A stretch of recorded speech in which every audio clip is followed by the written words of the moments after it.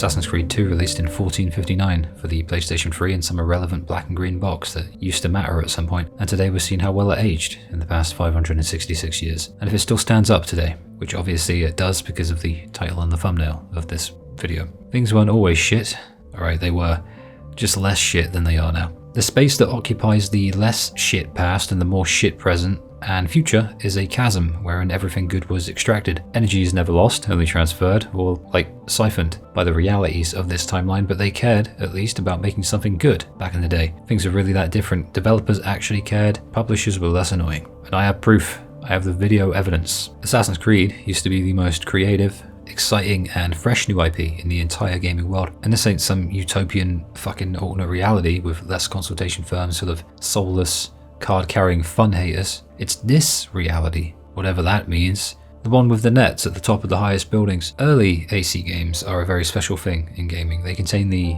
inner machinations of the human imagination pertaining to what certain periods of human history may have looked like, or sounded and felt like as well. Visualized in artistically autistic detail, in a way you can navigate, explore, and assimilate with entirely.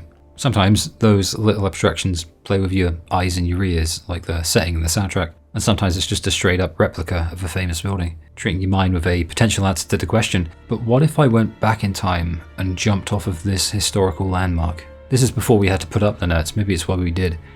Video games are weird, so are we, that's why they're wonderful. So I like that Ubisoft looked at the Renaissance and treated it like they were baking a tasty video game pie. No other game at the time had done it all quite so well, and I can't think of one that's done it so well since. History and fiction weaved into one, stealth and action interconnected, heavy guitars, classical music kind of fused together in a way that somehow manages to make sense, and a newfound verticality that seems restrictive until the liberating freefall back down that serves as an analogue for the endless heights that the game will soar to, and the reason we seek them out to begin with. We're curious, we like climbing, and we really like falling. The fall back down to earth is the reward, not the little icons that you unlock on the map and treat like a checklist, not them. Sometimes the game is an Excel spreadsheet, but it's okay when AC2 does it. That's the Assassin's Creed I remember. Based Assassin's Creed, the one with soul, like the ones with Ezio and Leonardo da Vinci, the larger-than-life characters, the mansion in Monty, and that frozen moment wherein you're walking the Florence rooftops late at night, and Home in Florence fades in ever so slowly on the soundtrack, reminding you to just slow down and take your time. The dawn of a new decade was on the horizon, and maybe that excitement played into it, symbolised by a virtual interpretation of a time so long ago. It's a wonder we still even remember it, that being Renaissance era Italy. Gaming was a different world back then as well, back in 2009, just as Italy was in the 1400s. Everything behaved differently, from the game designers to the players they designed for, to the setting that they were trying to faithfully interpret. And it's ironic that a lot of the modern Ubisoft and its features actually have a presence here too. In fact, this is the genesis of that. Well, that in the first game. I'm sure you're remarkably familiar with the meme of climb tower, unlock map stuff, rinse, repeat, done. But the Ezio trilogy in particular, starting in AC2 and ending with Revelations, included these features as part of a grander schematic, a broader blueprint that worked in holistics, as opposed to the creative bankruptcy of the soulless, barren offices of modern Ubisoft, assuming they're still around when this video goes up. Classic Assassin's Creed took what it means to be a video game and toyed with it until it broke, and then rebuilt it right on the demolition site, breaking and remaking concepts in order for something new to be forged. Because there's a depth within its core philosophies that sort of transcends what games seem to be capable of at the time.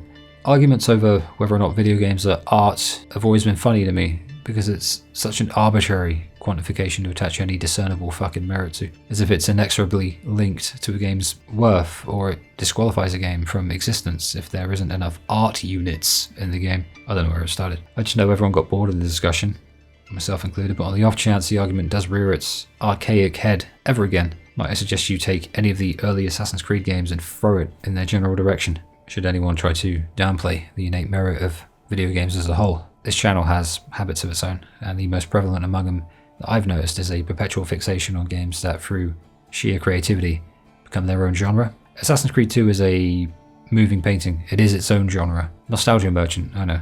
Yeah. Don't care. Things were better. Games hadn't yet transmogrified into an eerie bastardization of their former selves. They weren't made for shareholders and angry activists on the internet who don't even play games and just want to see their vapid, narcissistic selves reflected back at them in lieu of an experience with genuine substance. They were made for people who still possess a soul. I'll leave that one out there, you know what it means. Probably. Maybe I do too. Games were made for nerds, the kind of nerds who'd spend sleepless nights and hundreds of hours just admiring the view in their favourite games, incorporating it into their lives as earnestly as any other thing. That's why games are special, that's why Assassin's Creed was special. It's really simple when you think about it, isn't it? They were made for people who needed an escape, anyone who needed one. They were made for artists, by artists, and if real-world elements made their way in, they did so of their own accord, naturally and freely. Sure, there was an agenda, there's always an agenda, but this agenda was imagination, immersion, and passion. There it is, there's your agenda, and with it, wanky magic was born.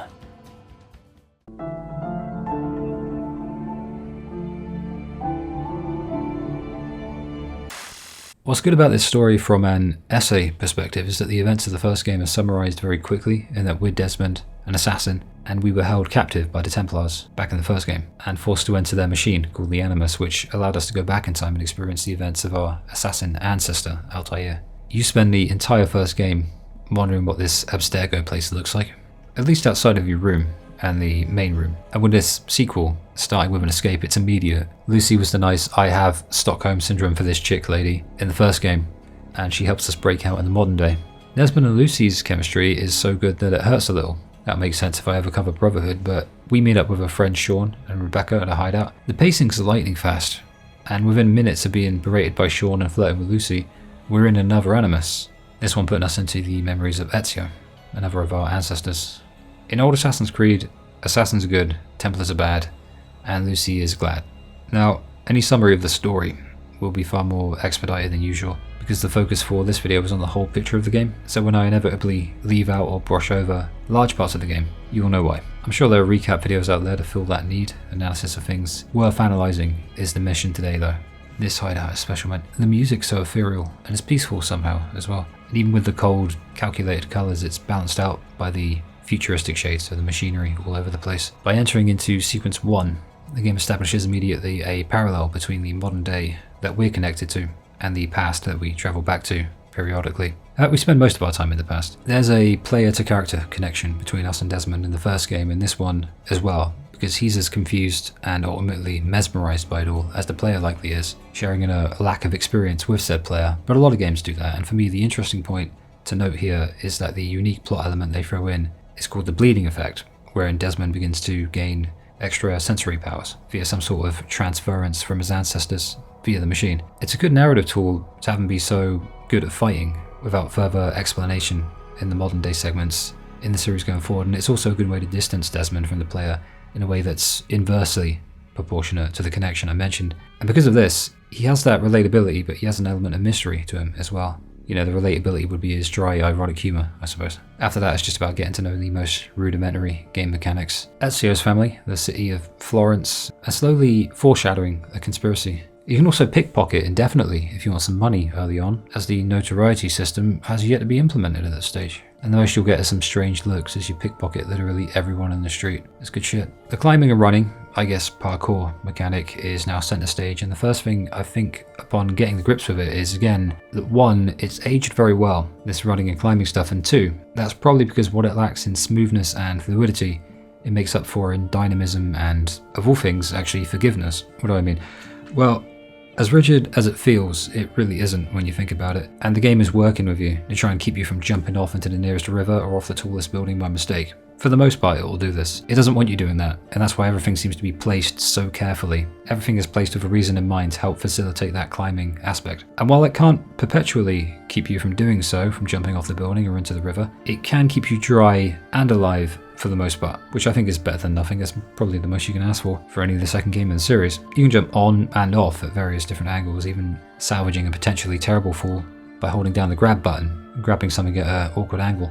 And while the lack of realism is present in that Ezio's arms don't rip the fuck off, sometimes realism is a buzzkill, and a buzzword best avoided. All in all, it's far superior to the first game, and for a game in 2009, it's state-of-the-art and cutting edge.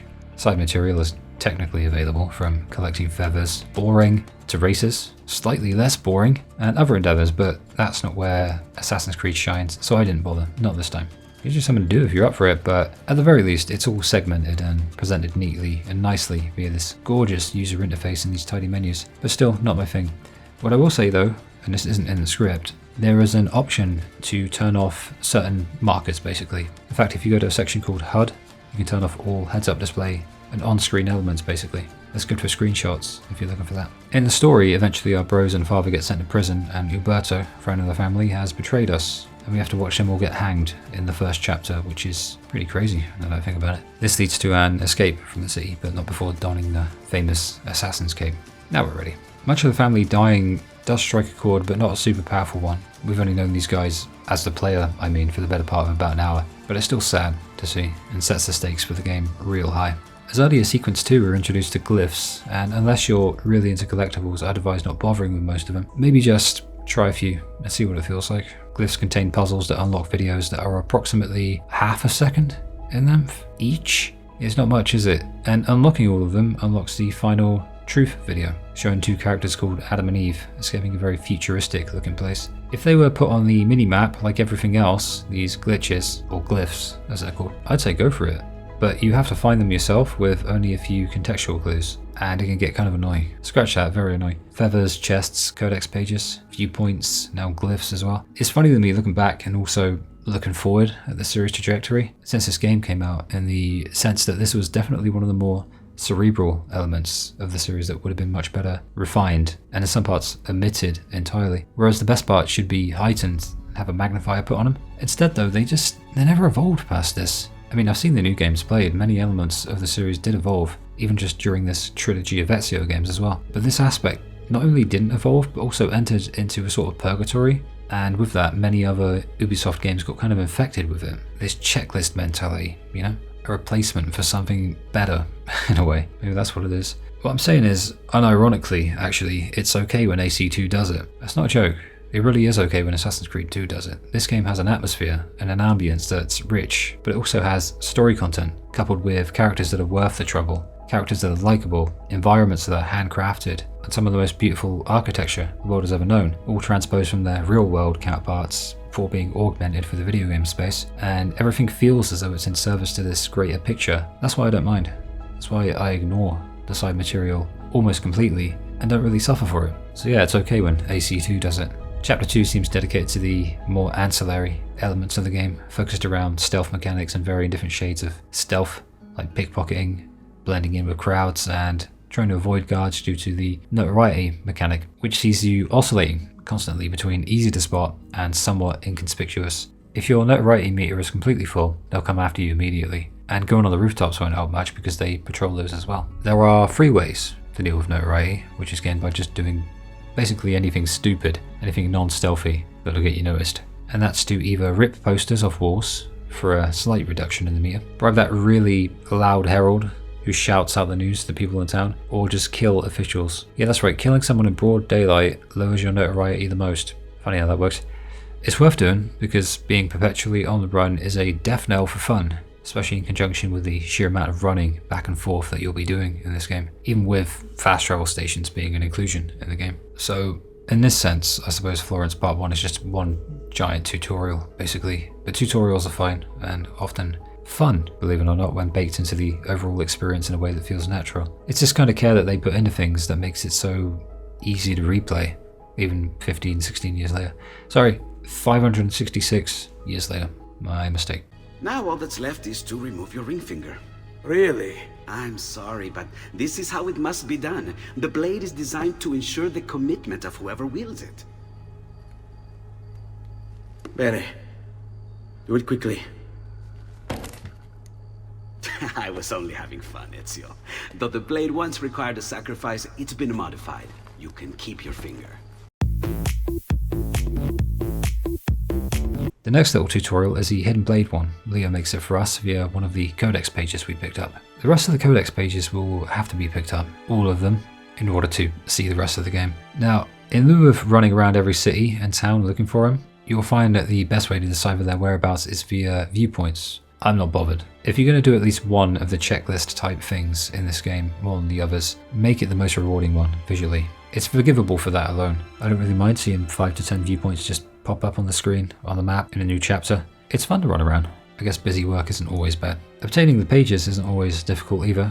Let me shit, it seldom is. But if you want to accelerate the process, then might I suggest either jumping through the middle of the 3 guards, or simply dropping down from above them, or like a combination of the two, as pictured here. It's like scoring a long shot in a footy game.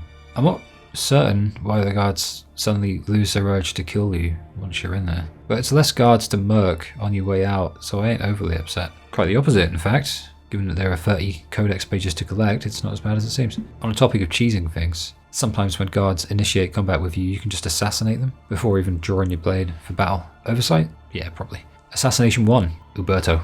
This game takes its major assassinations very seriously. You get multiple means of doing the deed, and each one is treated as the capstone of the sequence in which it takes place. But all good games bleed you into these things progressively, and so does AC2. 2 guards block the main entranceway to the court where our target is hanging out, and so it's as simple as hiring some courtesans to blend in with as we take the back entrance, upon which Uberto is quite easily the simplest assassination of the entire game. Although there might be one that's just as, well, we'll see later. It's so easy that I'd feel bad for him if he didn't betray the Auditores. What's really powerful is Ezio deciding that stealth doesn't matter once the deed is done. He lets his instincts take over and he shouts at everyone that he, Ezio Auditore da Firenze, was the one who did it. The direction of the story is to send us to Monteriggioni. We've got to link up with Uncle Mario. Ezio has to take his mum and sister there, which from a gameplay perspective means an annoying escort mission, but it provides an opportunity to witness some very early character growth for Ezio, who up until now was mostly immature and only sometimes dependable. The guards truly are a simple bunch. The Florence outskirts are very pretty. Theoretically, they didn't have to make it so nice, did they? It's a kind of attention to detail that's indicative of the old times. Certainly characteristic of it, I mean. So before Florence comes the world in general. The PS3 and Xbox 360 era gave birth to some horrid looking games with, if I remember correctly, an obsession with like brown.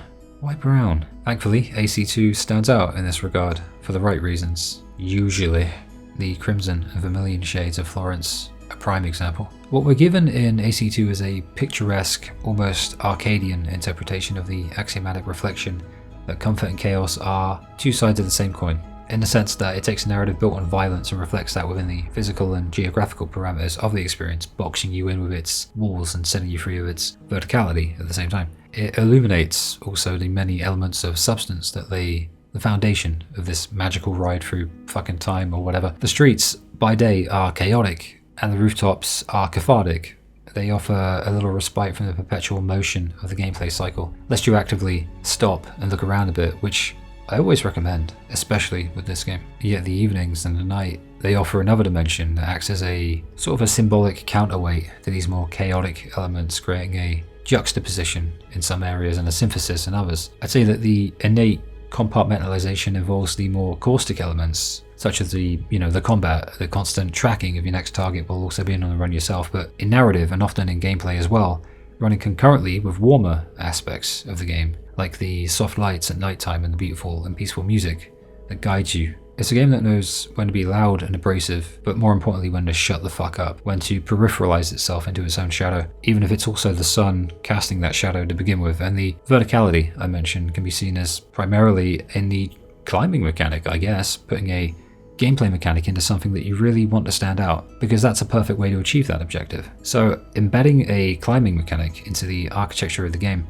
acts not only as a means of unlocking information for the player so that they can interface with the world a little better, but also as a means to show these buildings off, not just by looking at them, but also from every angle, by encouraging the player to become intimately familiar with them in order to scale them in the first place, in a way that doesn't result in you jumping off by accident. It's fucking genius. The thing about playing games for multiple decades is that you gather multiple decades worth of locations in your head, and with them, every location ultimately assimilates into one big hazy and blurry mass of land and sea and sky and starting areas. For this hilariously fucking metaphysical reason, also sink into the void of, the cosmological nothingness, because quite frankly, they're usually shit. Florence is not shit. Florence is one of the most gorgeous locations, as it happens, in any video game ever. Now, I knew this going in, because by virtue of the fact that I still remembered it meant that I was able to exonerate it from the aforementioned mass of indeterminate locations of other games, and I could place it uniquely on my psychological shelf of my favourite things in games, and that's what Florence is. It's so special. But, and this is a big ass, what struck me as hilariously odd was that upon booting up the game, again in late 24, I was immediately hit with the realization, much like older PS1 or Sega or GameCube, these games are nothing like I remember them when it comes to graphics and or size. Scale, I guess. It's like there are maps on the PS2 that are really, really short, but they felt massive because they were at the time. And now we have games that are just incalculably huge, but that doesn't always mean good. And with good art direction, the innate relevance of graphical fidelity becomes peripheral, and so does size, giving way to a sense of scale. That's an important distinction to make. Sense, we're sensing it. Something that's actually small can appear really, really big if you view it from the correct angle. I just had to cut out a very inappropriate joke. An experiment for you, if you don't believe me. Your room, whichever one you're in right now, even if it's not yours, you're standing in it, you're sitting in it, you're lying down, you're doing whatever in it. But have you ever seen it from the ceiling? Of course not, you bang your fucking head. This is also why sitting in the corner of your room with your CRT TV on the floor in the early 2000s while you're playing your PS2 games was more cozy too. Just you in that corner. You can see just about everything in there. But for the most part, you're only looking into that one corner.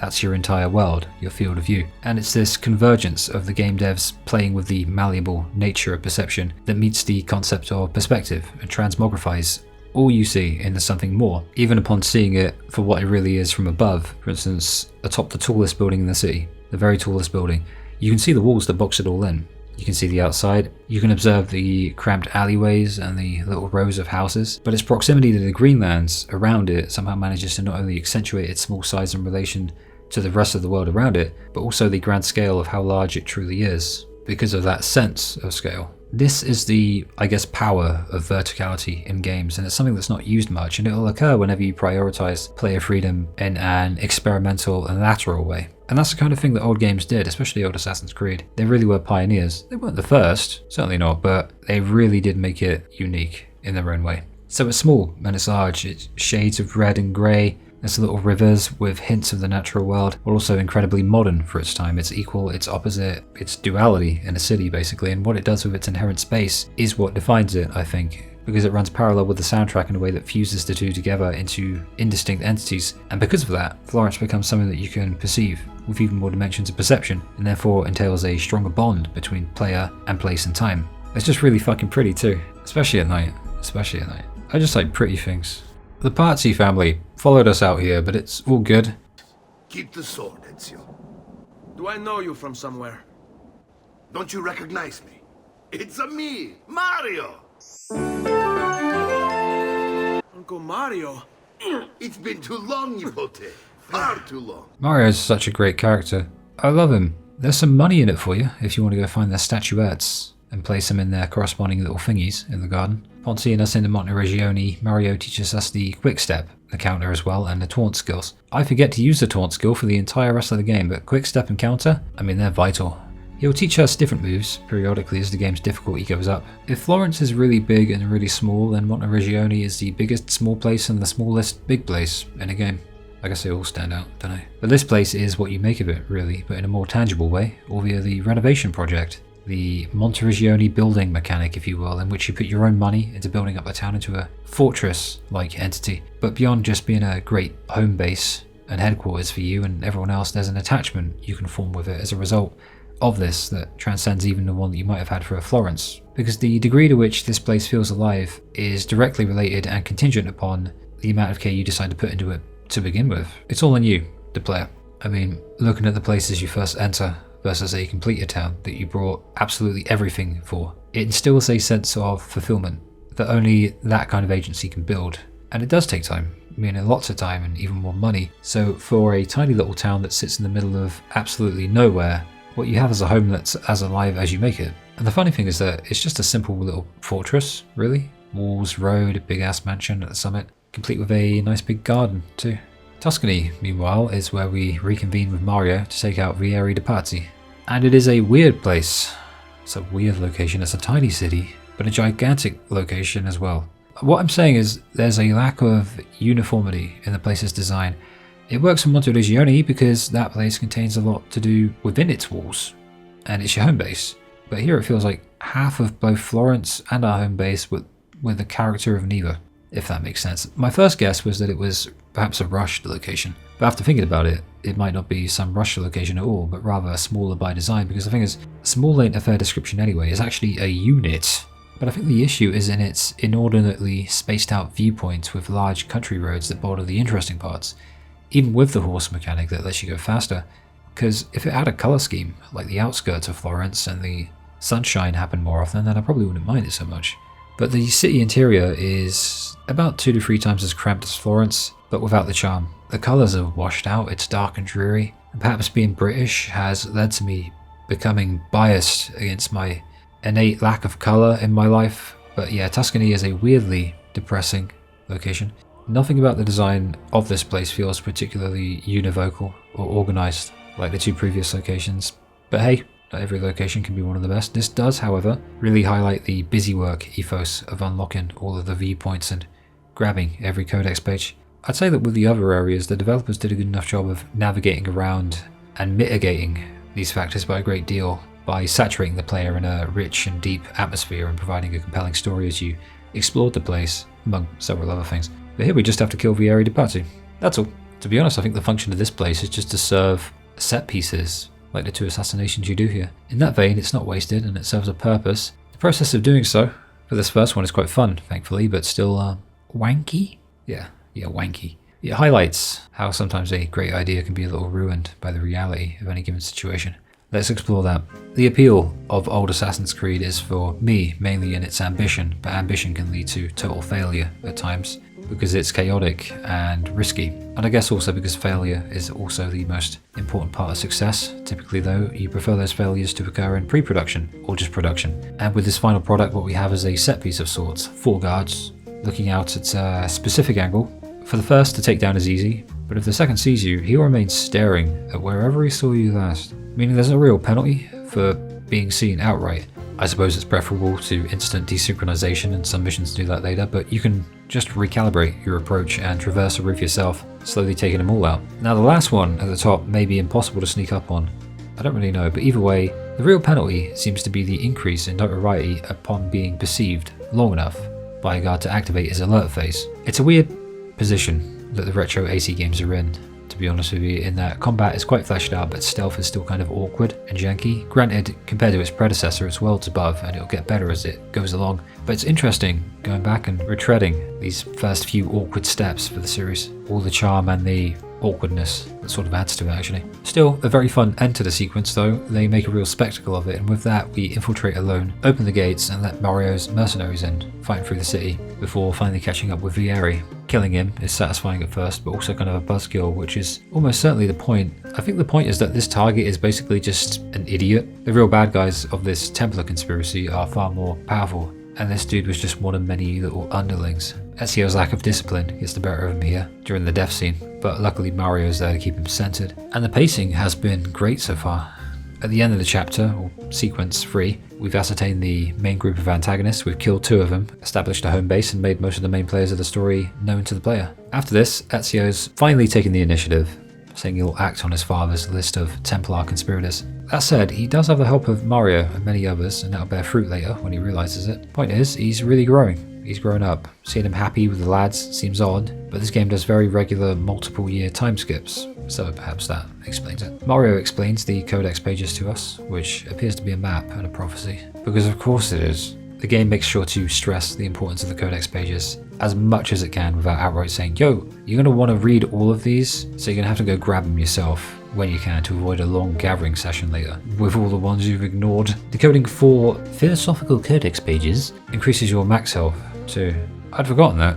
The wisdom of the ancient assassins is literally our lifeblood. Neat shit! So is this. It's the make money take money mechanic of Monty. It's on us to put money into the city, but it pays back very well indeed, and it's easy to turn a profit by dipping into the chest, provided you return regularly enough to do so. Otherwise the box will just sit there. And if someone brought you money, then we'd be in business. You must be Ser Ezio. Am I right? Uncle, I like this architetto.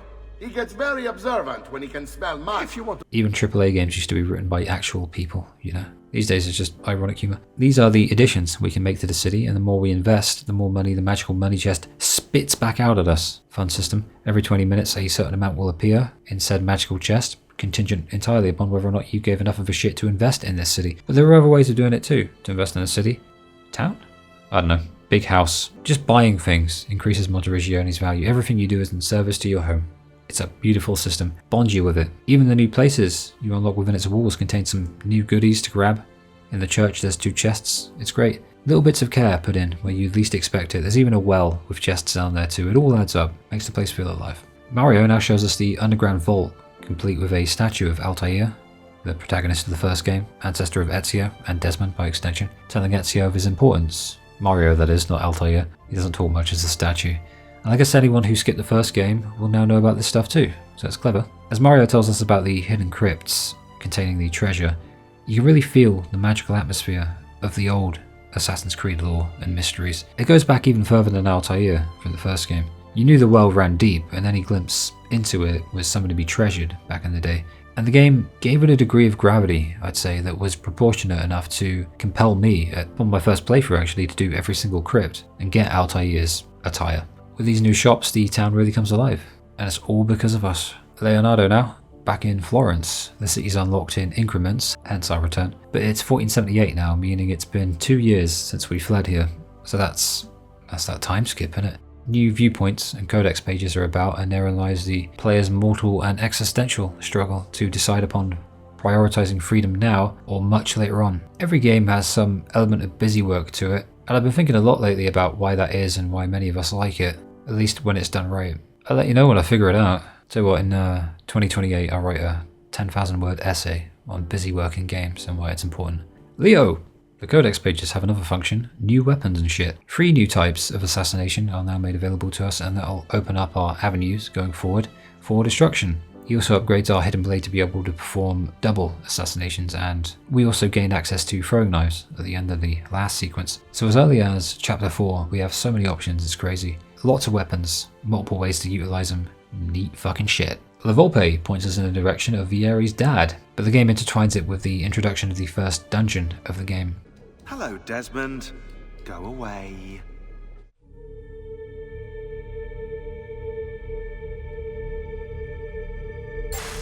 Usually, more often than not, dungeons are where my will to live goes to die. Video game dungeons. And a question. As someone who's despised them for time immemorial, the resulting question had always remained, if you don't like dungeons, Luke, what else then? What would you put there instead? If dungeons are such a bad thing, would you rather nothing go there, or do they perhaps serve a function or two that justifies their existence, that just needs to be modified a little? Certainly they do serve a function with the ability to unlock loot, like weapons and armor, money, and every other generic video game reward you can imagine that gets your serotonin going. But AC2 adds not just these things, but also a glimpse into a world within a world, steeped in ambience and atmosphere, just like Florence, but inversely so because it's so boxed in a way that Florence can only dream of. Which is ironic considering whenever I'm in a dungeon, I'm also dreaming of getting back out there into Florence, because dungeons aren't that bad when they're done well. When effort is put into their creation, I suppose, like these ones, because they don't feel like dungeons for the most part. They are, at least insofar as functionality is concerned, and they've been handcrafted from scratch with the intention of allowing you to contend with the game's climbing and jumping mechanics as you platform your way from beginning to end. It's like a moving puzzle, but it also feels like, well, exactly what it is, an old building, back when it was still a monolith, that you get to explore now. You can scale the outsides, you can plunder the depths, you can get to know it intimately. Buildings in this game are the hearts of the experience. The music, it mimics the movement here. It's slow, it's methodical, it guides your approach, it guides the stealth gameplay, and it gives it a soundtrack. Engages with all the senses that a video game can engage with a player. The approach to completing a dungeon entails a great degree of observation, foresight, and sometimes a fight with a guard, or perhaps a fight with the climbing mechanics that are still admittedly in their infancy. It's calculated and it's deliberate in a way that works in recognizable phases and stages. See, even when you get a bit stuck and you're feeling a bit frozen, there's a good amount of cognizance as to your location relative to where you started and where you're going, because it's not overly complex. In fact, it's quite simple when you think about it, how the layout of the dungeon is crafted. Landmarks, checkpoints, context clues, contextual within cutscenes that are the gold standard for riding that oh so fine line between a good amount of player agency and too much of it. And this was about a decade and a half before devs decided to put yellow paint on fucking everything. Things were good, bros. Things were very, very good. The developers respected our intelligence and our desire to see things through to the end. And you have to with the Assassin's Creed 2 dungeons, because They were like moving mechanical puzzles you had to decipher, and because of the way the game forces us to engage with its inner workings in order to best ascertain the way forward, the feeling of finally reaching the gold at the end is a genuine high, along with the assassin seal for Altair's armor.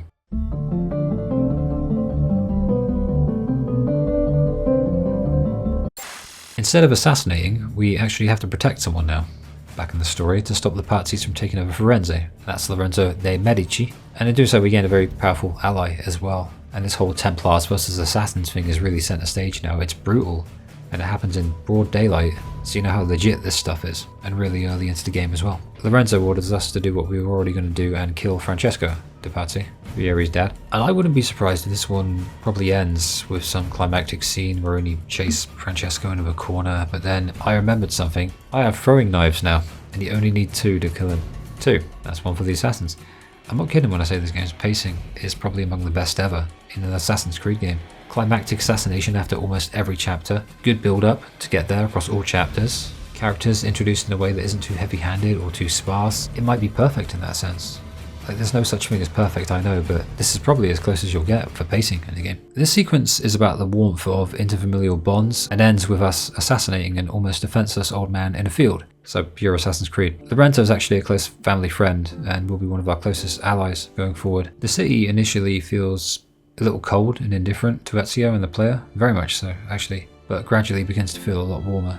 We're given some smoke bombs for the first time, and I assume they're useless because you can just drop down and assassinate the first of the pre-Jacobo assassinations. They kind of set up the main hit with some info each time, but it turns out they're for the escape. I think they are, anyway. But on the way out, I find it more funny to see how many angry monks I can get to chase me at once.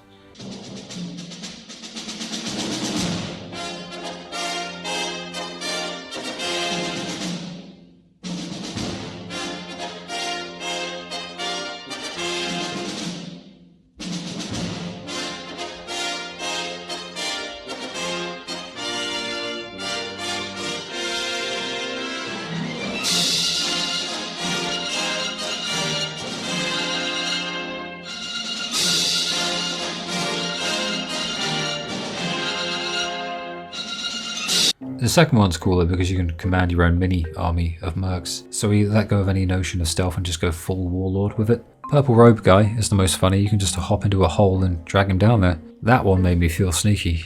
Actually, maybe the last one is the funniest. He fled to the tallest building in the city and he's shouting at the fucking clouds. The guards are fun to throw off the tower, but any legit assassination goes out the window when the guy drops down a level, and I just punch him off the building and let gravity do the work.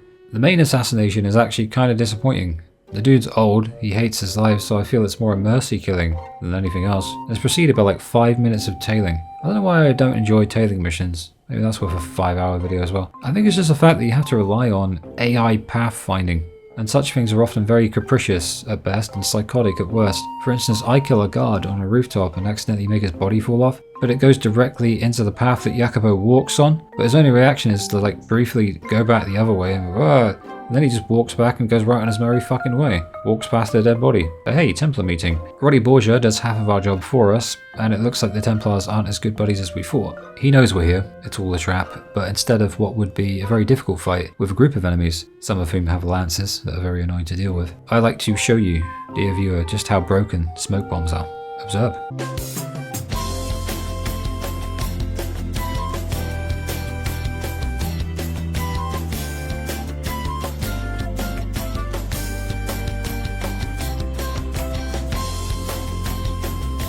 Neat.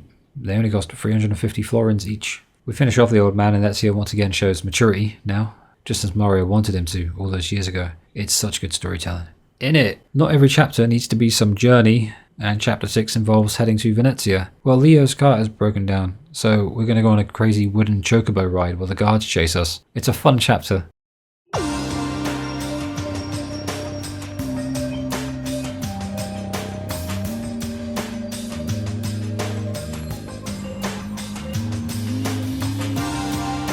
Initially I wasn't a fan of the area in general, but now I realise it's actually very nice and also tells a tale of the time in which the game is set. Half of it's a flooded, swampy marshland, and they clearly lack the infrastructure to cope with it. The marshlands aren't inviting, in fact they feel like they're trying to trap my soul there. It's like Misty Bog or the Beastmaker worlds from Spyro 1, the stuff of nightmares basically. But under certain weather archetypes, the city itself is a beautiful shade of bronze, and there's nature here, and in general it's the perfect Arcadian landscape. I've been looking for one like this. The story beat though is the laziest story beat in a game ever, but it's great. We need a pass to board the boat to Venezia, but we don't have one. How will we get one? If only a random fucking woman were yelling from the middle of a swamp in which she somehow became stuck and ended up being really nice to us. Perhaps we could save her, flirt with her a little, and have it serendipitously turn out that she's a very powerful woman who literally owns the place and can get us onto that boat. Yes, that's what happens. You know what I say? Good. Good. I already got the viewpoints, I got the codex. If this were a JRPG, it'd be a 5-hour filler arc involving a lost cat. I don't care. Make it quick. I laugh, I board my boat for Venezia, I complete Sequence 6. What are you up to? What am I up? Who are you, my mum? We're about halfway through the game, so the game throws us a little intermission here that acts as a chance to give the player some reconnection to the modern day setting and the story. In the sequel there's much more modern day stuff. I think you can actually get out the Animus whenever you want, and they get the balance a lot better. Getting to know the team is really nice too. The four of us have a great chemistry in the modern day. This is also propped up by a narrative reason though, leaving the Animus, being that too much time in the Animus is bad for Desmond due to the bleeding effect. It's like when you spend too long in a video game in real life, and you'll get after images and think things like, shit, I should reload and try that again. In real life, I'm not the only one. So when Desmond starts hallucinating in the hallway and drops into an Altair fever dream, it hits real hard, actually. The game established its own rules by putting a very tangible partition between the modern day and the historical sections, and that partition was called the Animus. But now with the bleeding effect, it's a genuinely exciting thing, not only to revisit a place and character from the first game in Altair, in Acre, but to see the game deviate from that pattern that it built. Gameplay loops are the death of fun, so a curveball like this stands out very much, always will. The innate restrictions of video games' interpretation of its own causality are far more fluid than they might seem at first glance, and the proof is in the dreamscape. Brilliant stuff, you don't see enough of it these days. Praising Diminished Reality within Diminished Reality through the compartmentalization made created via the advent of interactive digital media in the modern age. Ain't I a fucking millennial?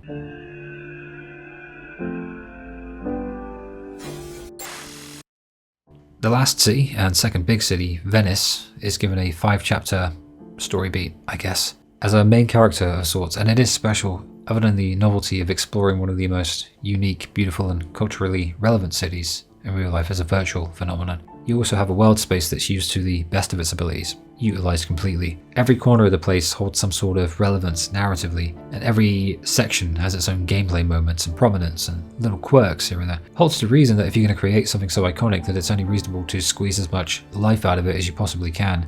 And I think because of that it has a more liberated vibe than Firenze. And that's not because it's better, because there is no better, though I do prefer it now, but rather because it represents the final stop in a long journey with a game. For player and character alike, we're not who we were when we started. We're better at the game now. We know that game more intimately, and yet there's still one more place we've yet to get to know. With the flying machine, you really do see it from all angles in a little bit, and the game once again manipulates and takes full advantage of every dimension that it presents with the inherent verticality that it's boasted since the very first chapter of the game. Assassin's Creed 2 is never a complicated game, because it doesn't have to be. It takes the most cerebral elements of game design and just shoves a firework into it so you can watch it explode in all its glory. It highlights what it's good at and doesn't try to overextend itself in other areas. It just plays the hand it's dealt, and that's why the locations are so memorable and unique. Part of it anyway. Venice is huge, but that isn't what makes it special only. The soundtrack actually turns more somber when you get here. Desmond's having hallucinations, Ezio's been tracking the Templars for years now, and while there are moments of calm and funny stuff in between, the vibe I'm feeling right now is one of tiredness. Now this is very important, even more important than me cry-wanking over locational archetypes. Sometimes in cutscenes there's a QuickTime event, and they're quite unforgiving if you're not holding your controller or just like loosely holding it, but failing this one means that you don't get to hug Leo, and you've got to hug Leo. He's our oldest and most trustworthy friend. The next comes as we play Operation with Rosa's leg. We meet her as she's fleeing some guards, and the mission to help her back to the hideout is actually quite fun, if not a little bit protracted. It's long-winded. We got to scale the rooftops and take out the guards shooting at Rosa's boat, and it's a good exercise in testing the player to see how their spatial awareness has developed prior to this, with all the missions they've put us through so far, and certainly relative to the navigation of awkward traversal of rooftops and certainly various angles, jumping along far more challenging trajectories in this biggest location in the game so far. After this, Rosa teaches us the jump slightly farther up a ledge technique that we'll need for the bigger buildings in the city. The other mission of this sequence revolves around making our later assassination an easier endeavour than it otherwise would be. We save 3 groups of our thief friends, and then we steal some armour so they can move in undetected later and help us with a distraction. They may be optional since the main mission seemed actually to be available already, but I never checked. It's also a nice tour of Venezia, and this place is really pretty at night time, just like Florence. This assassination is an interesting one in a really surprisingly normal way, if that makes sense. We take out the archers so they can be replaced, clearing the way to Emilia, and the new climbing move we unlocked really helps expedite this a fair bit. After that, I decided to have some fun. For the first time, I attempt to discern whether or not one can assassinate a major target by punching.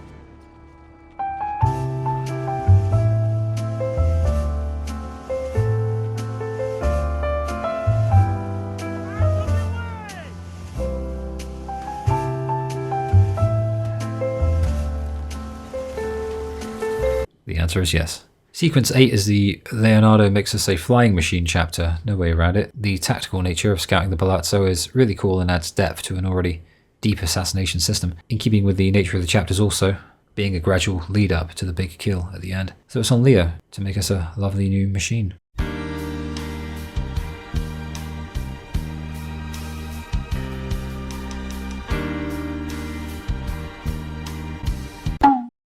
Doesn't matter, it flies. We ball.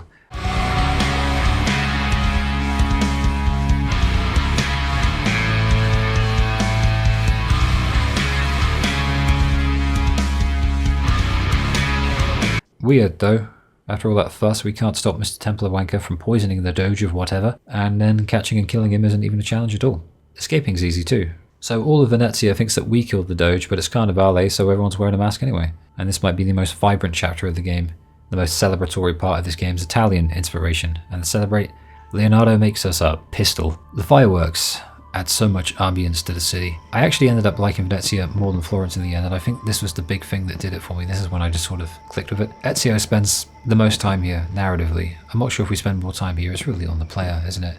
But it is bigger, so it's most likely. But regardless of time spent, it's what you do in it, and this place feels more alive than any other for me. Even in a part of the city like this, where the music has been removed from the game's, artistic equation. This is as artistic as it gets in a game, and then add to that the dulcet tones of the choral vocals coming in from the soundtrack, fading in ever so slightly, softly, not making too big a deal of itself. And then you put that in stereo with the ambient NPC chatter from the streets and the crickets and the grass, and it really does make you forget that all of these parts are just digitally spliced in elements. The NPCs aren't real.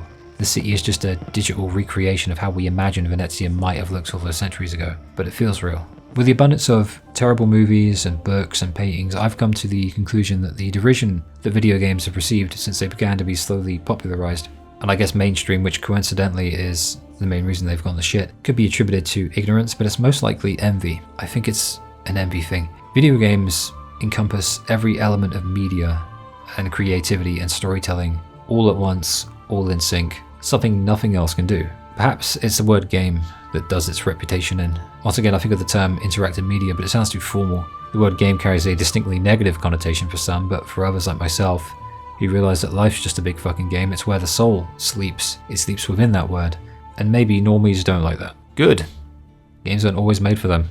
And when the gaming bubble bursts and the gaming market crashes, we'll rebuild from the ashes with a new generation of games like these. That's my white pill theory, anyway. Maybe I'll do a video on that. Boy's got a dream, hasn't he? Shit, this game is a dream. What a segue for the soundtrack.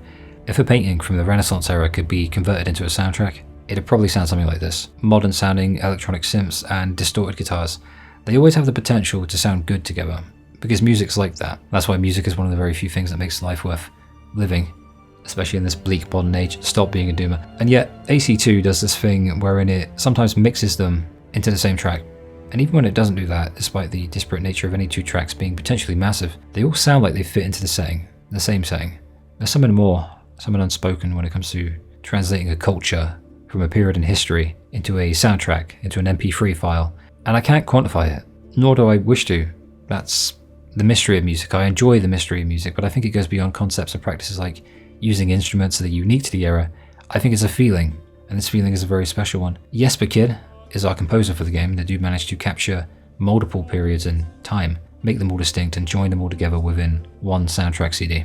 Home in Florence has probably spent over 1,000 hours on my headphones. Thing is, other than detailing which instruments are used and when, and other ones that they're used in conjunction with, which you can tell just by listening to it anyway, I can only ever point to the subjective when talking about music, and a good rule to abide by is that the longer one talks about it, the better that it is, at least for the most part. But this is, I guess, a deviation from that in the sense that I prefer to let it speak for itself in much the same way the game speaks for itself in general. And sure, you could go deeper and look at things like experimentation within the music, and experimentation is where all good creative projects begin, and the courage it takes to do so has a lot of credence within the confines of such discussion as well. And I think the reasoning behind all of this is that very few things in life get as visceral a reaction out of people as music does. I feel like there's only one way to do this soundtrack justice, and that's to mention my reticence to even talk about it for fear that I won't do it justice. I need it playing while I yap about the game instead. It's been in my mind for nearly 16 years and I still ain't tired of it. So I'll sum it up briefly by saying it perfectly captures the loneliness, struggle, commitment, perseverance and silent hope of the protagonist, and the setting and the themes, and maybe even the player playing it, if that makes sense. Home in Florence has a beautiful and soft synthesizer at the beginning that ultimately gives way to a really powerful set of strings and vocals. Sanctuary plays in Venice and evokes the exact opposite, emotional resonance in me. And the rest of the soundtrack fills in the blanks to make a sort of map of music, like the auditory equivalent of the wall of codex pages in the villa. I guess I just feel sort of spoken for by the soundtrack, especially the Sanctuary song. Whatever. And of course the sound design deserves a mention alongside the soundtrack. Making sure every clash of swords feels impactful is a big deal, but you only really notice when it's not there, when it's missing from the experience. The UI and the menu sounds are all futuristic and electronic, much like the Animus, so once again there's a disparity between the two distinct elements of the game's setting, modern day, historical, setting them apart and bringing them together, all at the same time. Even the glistening sounds of the treasure chest sound, well, they just sound pretty, they excite the mind, so never mind that. Barbarigo, back to the story. Barbarigo, the baddie of this sequence, he is holding a party for Carnivale, but in order to gain entry, we must win the Golden Mask. Sounds fun, let the games begin. Game 1. Obtain ribbons from the ladies by pickpocketing them. Game 2. Go for a run. Beat timer. Prove you're the fastest man in all of Venezia. Game 3. Capture the flag. Oh, this one sucks. You've got to win 3 times. And the other dude rubber bands you. And even though you can do the same route each time, on the 3rd round of 3, the game will place the enemy closer to the flag's initial starting point or just make him quicker. Either way, he gets there quicker, making it almost certain that he'll grab the flag first. So what do? You jump off the building is what you do, take a massive hit of damage, have enough medicine on you, and then repeat it twice more.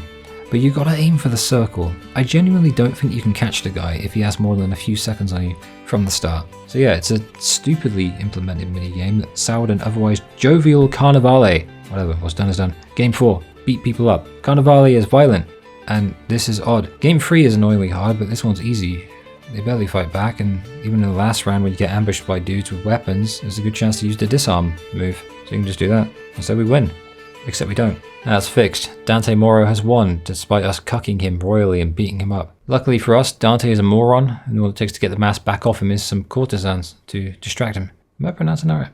Templars. Now this assassination is a good one. Falk Thunderbeard here is giving a speech on his boat, and the idea is to time your shot with the pistol with the fireworks. Herein lies my problem, I am a dumbass. There are so many fireworks going off, and I'm not sure if the game is referring to specific fireworks, and the game does say that if I can do it right and time it right with the right firework, then I can just walk out casually.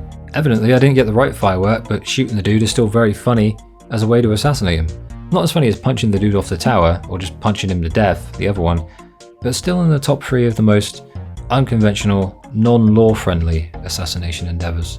We just shoot the fucker assassins. The stay in Venezia has really warmed me to the place, which is odd considering it's a bastard to navigate at the best of times. The fact it can leave such a positive impression though, despite the sheer number of dead ends and bodies of water, making anywhere you want to go become a challenge, that is special. Bartolomeo was fun. About goddamn time! I don't know if I should kiss you or slap you. Maybe both, just to be safe. That's quite all right. Who are you? I'm Ezio Auditore da Firenze. I'm here to rescue you. Let's see who winds up rescuing who. What? Bianca. I hope she is unharmed. Bianca. If something's happened to her. Aha! Oh, my darling. Thank God you're all right. Ezio, meet Bianca. Bianca, Ezio. Charmed. These characters are so good. Much like how we set the thieves free before we set up a kill, we do so now with the mercenaries. Normally I'd moan about this kind of padding, wonder what else could have been done in lieu of it, but that's because I play a lot of JRPGs and their versions of filler last about 5 to 10 times longer. This is permissible because each sequence of the game runs roughly half an hour, with the exception of a few that run close to an hour. Pacing is key to making padding and filler and other slightly less creative ideas work well. Subversion? Probably, but if it works, it works. This latest assassination sees us set off a flare so that Bart's mercenaries can light up the guards and draw out Dante, the wanker who stole our mask at that one time. And unfortunately, this assassination is the low point of the game. The reason is, while you're fighting with Bart, I figure I'll kill him from behind. And even though sometimes you can assassinate an enemy from behind while they're still in combat, it is finicky and you've got to press it 2 or 3 times for it to register. It's not possible here, and you have to enter into combat with him. Must be needed for the sequence, right? You don't want to sequence break it, you probably break the game, but not only that, you have to get him down to near 0 health, only for a cutscene to ensue and for him to get away regardless. A chase follows, you go after him and his friend, and while taking out his friend isn't difficult, catching him before he reaches the boat is so difficult that whether or not it's possible is unknown to me. Unknown and irrelevant, that is. Upon catching up with him on the boat and finishing him off, the cutscene will involve both him and the dude you killed, about a minute back down the road in the same place. It's odd for the game to do this, least of all this late into the game, because up until now it's walked that tightrope very well. The tightrope in question sits above the waters of the illusion that we call player agency. There's no such thing, I've talked at length about it here, but the illusion being maintained is what makes games good and fun. The game robs you of your agency in a way that's very blatant, if only because it's been so liberal with it up until now. And granted, there's still a finite amount of ways in which to do anything in a game, especially this one, but given that my own experimentation for this video in particular saw me finish dudes off by punching them off towers, punching them to death, shooting them point blank with a pistol while they're on a boat, and many other things, to do this now, after all that, highlights it all the more. But that works both ways, it's a two-sided coin, that's Duality. Granted, it is the first time that it's done it so far, and my mind actually goes to Grand Theft Auto 5 as a good example of a game that sometimes gets the balance so wrong that it feels like it's playing itself, having you do things in a very rigid and preordained, predetermined manner that's innately visible to even casual gamers. But yeah, I had to mention it. I'm not here to just gush over old games, they had issues too, I'm going to point them out. Funny though, it still kind of highlights just how good the rest of the game is. This scene with Ezio and Rosa is where Ezio tells anyone who hasn't been actively monitoring the DNA submenu or the year popping up during the sequence intros that it's been 10 years since the start of the game. It came as a real shock to me when I first played it, because I wasn't really paying attention, but I was just so into it that I didn't bother to check. The only discernible change is in Ezio's voice and I guess his facial hair in the game, but due to his face mainly staying the same, you'd be forgiven for not realizing as much and just how long it's been. It's a testament to how immersive it can be. Leo cock-blocks us and tells us about the true purpose of these codex pages we've been gathering, and how it tells of a prophecy, a piece of Eden, and a vault. That's what the Spaniard Rodrigo Borgia wants. He's obviously been the big baddie all along, no surprise there. What is a surprise is getting to cosplay a guard after stealing his clothes. We confront Roddy and unfortunately can't win the fight again, but the cutscene it yanks the agency from us in favour of is one of the best in the game, so I forgive it. Turns out, as I mentioned earlier, just about everyone who's helped us along the way is an assassin. They've been watching and guiding us this whole time, and we've never really truly been alone, despite Ezio seeming quite alone in his head as he grappled with 10 years of fucking nonsense, really. I don't think it's a coincidence that they put this here, and I think it's very intelligent writing that probably gets a little overlooked. Where other men blindly follow the truth, remember. Nothing is true. Where other men are limited by morality or law, remember. Everything is permitted. We work in the dark to serve the light. We are assassins. Nothing is true. Everything is permitted. It is time, Ezio. In this modern age, we are not so literal as our ancestors, but our seal is no less permanent. Are you ready to join us? I am. This only hurts for a while, brother. Like so many things. Benvenuto, Ezio. You are one of us now. Come, we have much to do.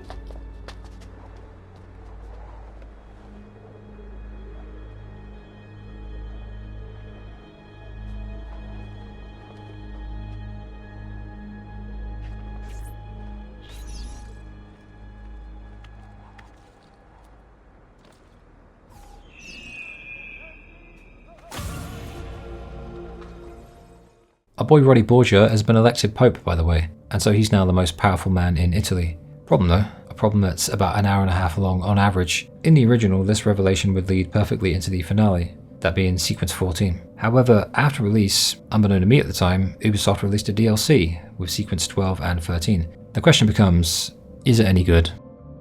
No, but let's talk combat first. Combat ranges from rigid and sort of clunky to smooth as butter, but even the former feels good when all things align perfectly. Nailing a counter kill is perhaps one of the most satisfying feelings in gaming, and each battle carries with it an innate challenge that will vary slightly, depending on the type of enemy, their placement in the area, and whether or not the game specifically advises you to stay the shit away from them. Across general gameplay, you'll find that there are shortcuts for dealing with them, like the codex building trick, wherein you can just drop in, and later on that's even easier actually as you unlock the Hidden Blade's dual blade function, thereby allowing you to dispatch 2 guards immediately at the same time, often one-shot the next one without even technically entering into combat, and then finishing off the last one, provided he doesn't just run away. Typically, you want to avoid battles, certainly ones with groups once you get further into the game, as enemies with spears are very annoying.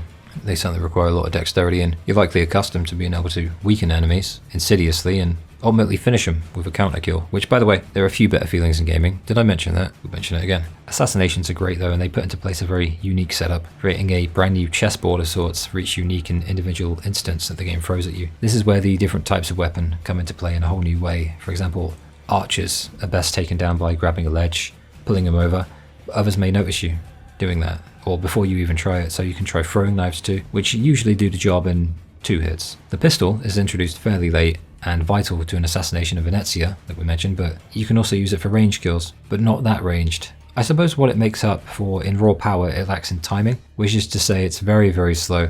If your enemy is running away, they'll be gone by the time you aim at them. It's like a tiny baby musket. Smoke bombs can reduce a large group to a bunch of defenseless fools that can be one-shotted, which is useful for the second Tuscany assassination, but also some later fights wherein you have multiple spearmen, big brute dudes and tricky little sneaky dudes all dexterous and they're surrounding you. Drop a smoke bomb, just start picking them off one by one while they're all coughing their lungs up. The poison blade, I didn't actually use it in this playthrough. It is a way of dispatching someone without the initial fanfare because they'll take a while to notice it, and it gives you ample enough time to put distance between them and yourself so that you can be out of the area before they even drop, which always causes the guards to freak out a little and start searching. Throwing money is also something I didn't do in this one, but I've also done before. I forgot to try it on the guards. Give it a go. I sure didn't.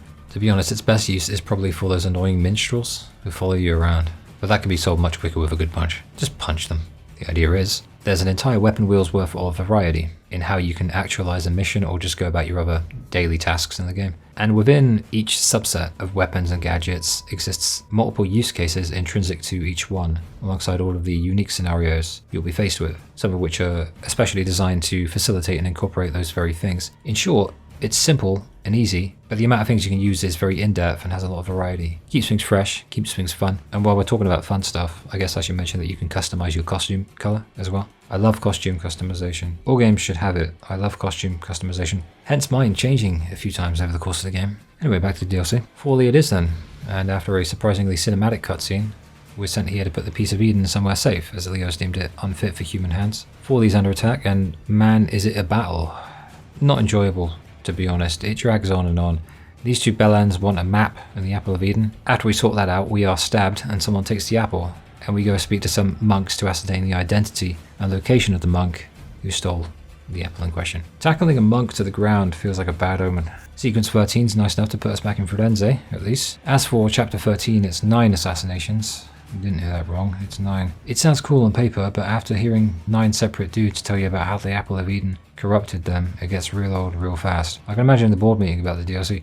Just throw 9 assassinations in there, one after the other, and make it so about half of them result in an instant game over if you're detected. The bad guy actually gets burned at the stake at the end, but Ezio kills him before he can suffer too much. It's a far cry from the guy who let his anger get the better of him with Vieri. It's summed up well by the game right here. We'll have a better measure of what a great character Ezio is by the end of the Ezio trilogy, but the fact it's even called the Ezio trilogy sort of speaks to the guy's legacy and what a good character he was. Starts out as a naive, arrogant little shit who's nonetheless charming and gradually grows into a dependable, reliable and honourable guy, all in synchronicity with the story that we experienced. Watching him grow is really rewarding, and while I'll always maintain that character development isn't necessary, and a character need only be interesting and entertaining, it's always fun when they get it right. And that's the DLC. It's certainly true that any DLC that isn't a fantastic expansion will always feel contrived, and while it is true that not every DLC can be as thoroughly entertaining as the likes of Fallout New Vegas or Witcher 3's versions, the level of effort I've noticed developers not putting in has always been glaring. Not all DLC are created equal, I know, but my general thoughts on DLC in general is that it works in levels, degrees of malice and insidiousness. For instance, microtransactions are evil and have turned modern gaming into unregulated digital casinos, whereas middle-of-the-road DLCs like this are just basically nothing burgers, designed specifically with minimal cost in mind and effort, and could easily be put into the game or excommunicated from it naturally without any negative connotations whatsoever. And then you have the aforementioned Witcher 3 Fallout New Vegas approach, wherein each DLC is handcrafted with passion and creativity, and if lengthened slightly, could easily stand alone as its own game. This one, I'd say middle of the road, but it's even worse than that, I think. I suppose one positive in most cases with DLC like this is that if you buy the game post-release, then you'll have the whole thing anyway. But this one was inserted at the most terrible time and feels very disconnected from the rest of the game, and in a way that disables the brilliant pacing that the game had set precedent for the entire experience, absent this one DLC. It was a stupid decision. It's odd. It's Ubisoft though, so it is what it is. That's the DLC. Could have been worse. My word, what a compliment. Your tolerance for Sequence 14's big finale chapter will likely be directly proportionate to the amount of codex pages you've retrieved thus far. If you got all 30, it's as simple as getting on with it. If you picked up a fair few, it won't be so cumbersome. If you've largely neglected them, you're going to hate yourself for it. This is also a good time to invest a load of money into Monty, since you should have received more money than you know what to do with from the missions alone at this point. And if you've been doing side content as well, then you'll have more than enough to build the city to completion, church and brothel included. Upon getting every codex page, you can use Eagle Vision on them to reveal the map to Ezio's destination in the final act. It's a map of the world. It took me about 4 minutes. I'm not proud of that. It points to Rome, where the vault is, and it's great seeing everyone gathered here because I guess I just love that kind of thing. It makes characters feel interconnected. Characters are nothing without character dynamics, i.e. how they interact with other characters. In that vein, I like seeing them brought together, even if the main focus is on Ezio throughout the story. It's nice that the final set piece of the game gets a dedicated location as well. Makes it feel far more climactic. It's difficult to get through without being seen though, and that's why you'll likely encounter a bug that stops this song, called The Vault, from being played when you enter into said vault, but we get to listen to it here. This is Roma, by the way, and it's also the setting of the next game, so a nice prelude to that as well. As for Roddy Borgia himself, it's almost too good to be true, just how easy this setup is. Elevated platforms, suspended wooden boards leading to the perfect spot to conduct an aerial assassination. And I say seems too good to be true, because it is. Everything seems normal enough until Roddy pulls out the staff, another piece of Eden, it seems. But we resist its power because we have the apple. As you wish.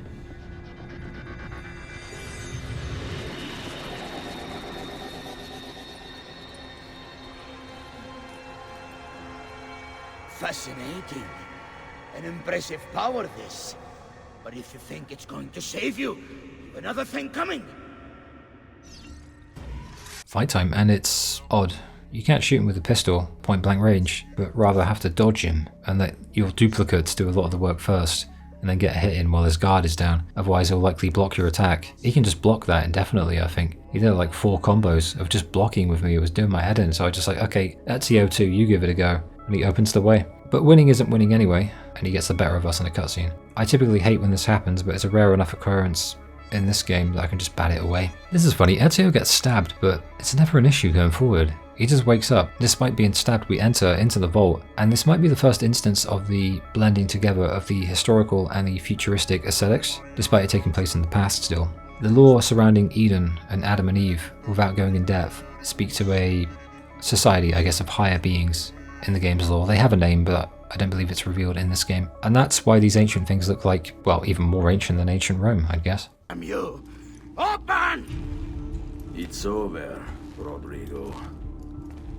No more tricks. No more ancient artifacts. No more weapons. Let us see what you are made of, old man. All right then. If that's how you want to play it. What? God. It's God that dwells within.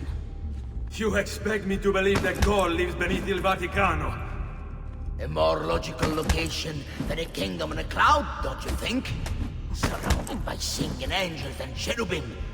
Makes for a lovely image. But the truth is far more interesting. God is meant to be all-knowing, all-powerful. You think a couple of ancient relics can harm him? You know nothing, boy. You take your image of the creators from an ancient book. A book, mind you, written by men. You can't! You can't! It's my destiny! Mine! I am the prophet! You never were. Get it over with, then. No. Killing you won't bring my family back. I'm done. Nulla è reale. Tutto è lecito. Requiescat in pace. And that's him done. Yeah, we really do just let him live. My theory is that killing the Pope in a video game would invite too much controversy for Ubisoft. Ubisoft. Fuck. Who are you? Many names. When I died, it was Minerva. Before that, Merva and Mera. And on and on. The others, too. Juno, who was before called Uni. Jupiter, who was before called Tinia. You are... gods. No, not gods. We simply came before. When we were still flesh and our home still whole, your kind betrayed us. We who made you. We who gave you life. We were strong, but you were many, and both of us craved war. So busy were we with earthly concerns, we failed to notice the heavens. And by the time we did, the world burned until naught remained but ash. Be quick, for time grows short, and guard against the cross, for there are many who will stand in your way. The message is delivered. We are gone now from this world, all of us. We can do no more. The rest is up to you, Desmond. What? Who is Desmond? I don't understand. Please, wait. I have so many questions.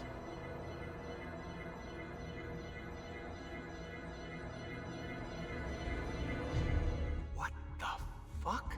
You know, the last time I saw this kind of thing in a game, it was a PS1 game called Pandemonium. Interactive credits. Reason to sit through the unskippable, I suppose. Makes you wonder why it isn't done a lot more. Nier Automata did it in the end of Route B. We've been discovered by Warren Vidic, the guy who imprisoned us in the first game. The urgency here is outstanding, as is seeing Desmond finally pull off the same moves as Ezio on the way out. They encourage further playing of the game too, despite this being the finale, and they weave it into the narrative because the truth tapes, via the glyphs that you unlock, reveal a little more about the first civilization that Minerva is from. And now the wider plot has become revealed to us. It's not just the Assassins versus the Templars, that's just the main focus of most of the game.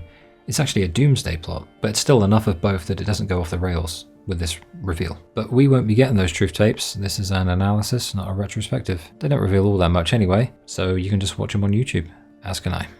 Technology. And with that, the biggest struggle here, and with any essay in general, I think, is an ending that quantifies just how special a creative work is to you, the writer of the essay, as you choose to interpret it, while also trying to connect it to others who may or may not feel the same about a thing, I suppose. Least of all due to the subjective nature of all creative stuff taking precedence over the objective attempt at analysis. But the reason I mention this is because with Assassin's Creed 2 it's never been easier for me, because it just speaks for itself in most ways, and it speaks at whatever volume it feels is necessary to communicate the specific emotions it's trying to convey at any particular moment. It's really good at that. It's methodical like that, and it doesn't jump the gun at any point. It speaks the language of peace and calm and quiet on the Florence rooftops while home at Florence Place, and then it goes full on mystery dungeon in the tombs, only to end up tackling the lore of the Apple of Eden in that creepy but beautiful vault, and even in the guttural tones of the distorted modern guitars during combat, and this complete and total fusion of competing histories, and somehow it still makes all of it work together in a sort of harmony. Genius, innit? It speaks for itself from all angles and all volumes because it's so rich and diverse in content that it can simply reliably rest on its own quality even over a decade later, all in spite of being quite simple in many ways, though not overly so. But for a game I first played in 2009 as a new decade bled in, even then I sensed something really special. Must have been too, because it still feels that way. The best parts of this game though, ironically enough, are purely phenomenological. It's a hard word to say. it's hard. They speak for themselves without presupposition or preconceptions. They just are. They just exist. And they stand out in such a way that still resonates with anyone who still remembers just how insanely good it really was 16 years later, alongside the unique and exciting ways in which it played with time itself, both narratively and on the part of the writers who developed the game. You could take away the crazy modern day plot and it'd still stand very easily on its own merit, devoid of that aspect. It's a game that's kind of old, felt modern at the time, still feels both old and modern simultaneously, and still stands up over a decade and a half later, all the while feeling endearingly archaic in the best possible way. Reason simple, it's timeless. It's timeless fucking Kino. It's the past and the future brought together, which is wonderfully fitting considering we've analysed it together here today, about 15 years later, maybe 16. I think 15 and a half. And so it simply stands up, as it has done for the past decade and a half, while all of the cheap, reductive, modern knockoffs are stood up alongside it on the shelves of like gaming history, many of them falling right back off as this one watches on motionlessly, standing tall. Yeah, that's the point of the video. There's a point. It's less about how modern gaming sucks and more about how old games weren't just better for the most part, but still are because they're still here and they still stand up. We could be forlorn about it and shout at the clouds angrily, but we could also go back to the time of Soul, couldn't we? And that is a wonderful positive to end things on. Although when Minerva warns of the end of the world, if you replace the world with a video gaming landscape, it's fun to pretend that she's warning about like microtransactions or something. Yeah, so fuck modern gaming. Burn to the fucking ground.